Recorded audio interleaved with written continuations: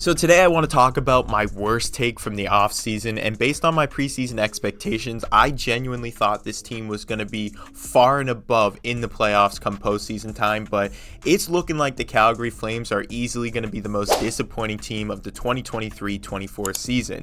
They basically look poised to have an exact replica season to what they had last year, and there's a few reasons why. So obviously we can look back at the fact that they replaced guys like Matthew Tkachuk and Johnny Gaudreau with Nazem Kadri and Jonathan Huberdeau, and that's going to be my first reason why this team is struggling. Both Jonathan Huberdeau and Nazem Kadri have 4 points and 5 points, with a -11 for Huberdeau and a -12 for Kadri. Now, you all know these are their best two players, and if that's the numbers you're getting from them, you are going nowhere because you lost Tyler Toffoli in the offseason, and it just feels like these two guys are not connecting with this team.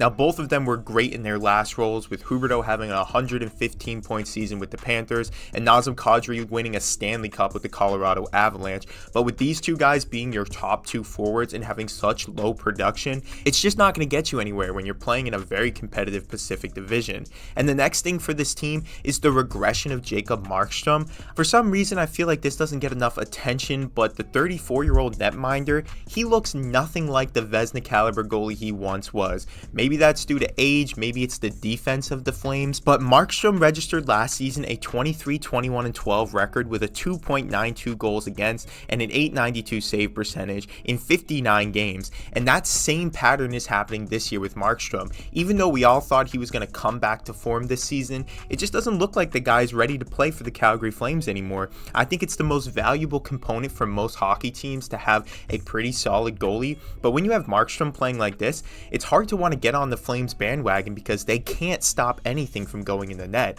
Last night they played against the Dallas Stars and lost 4-3. Their previous game, they got killed in the Heritage Classic by the Oilers, got shut out by the Blues, lost 3-1 to the Rangers the game before, and the list just keeps going on. I mean, it's not that they're not a fun team to watch, it's just that there's so few positives when it comes to this team. You have new coaching, a new GM, and everyone was placing you back in the playoffs this season, and I was one of those people. I had them placing third in the Pacific Division because I just thought all of these changes and Huberdeau getting his feet settled in Calgary would all come to form this season and the Flames would be back on track, but boy was I wrong.